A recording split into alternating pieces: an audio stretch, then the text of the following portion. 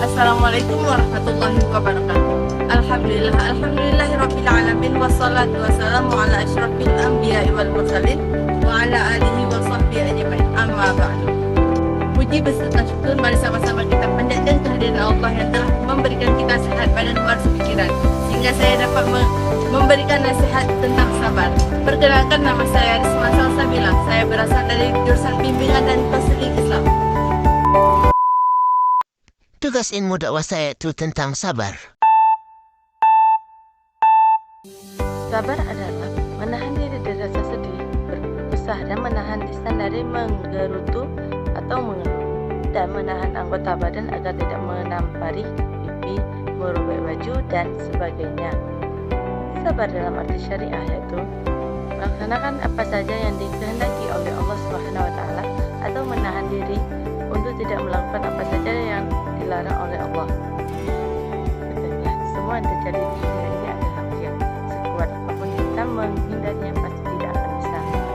Maka dari itu, supaya ujian yang berbuah pahala bagi kita dan mengangkat derajat kita, jalan satu-satunya adalah bersabar.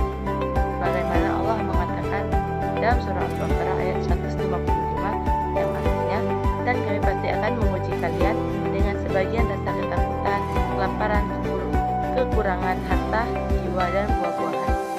Dan sampaikanlah kabar gembira ini kepada orang-orang yang telah bersabar.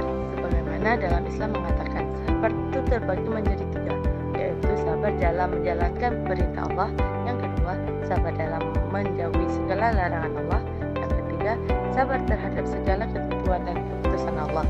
Maka itu, dalam menghadapi semua musibah dari Allah, sebagai umat manusia, umat muslim, sebaiknya kita itu harus bersabar dan taat kepada Allah. Taat kepada Allah Subhanahu wa Ta'ala dan menjauhi segala larangan atau yang diharamkan itu bukan perkara ringan dan mudah membalikan telapak tangan. Bagi orang-orang yang ingkar kepada Allah Subhanahu wa Ta'ala dan tidak ikhlas menjalani kehidupannya, itu sangatlah berat. Mengapa? Karena taat kepada Allah Subhanahu wa Ta'ala berarti kita yang mengorbankan kelezatan dunia dan berlaku prihatin, tidak mengumbar hawa nafsu atau kesenangan duniawi. Contoh kecilnya nih, kita diperintahkan untuk berpuasa di bulan Ramadan.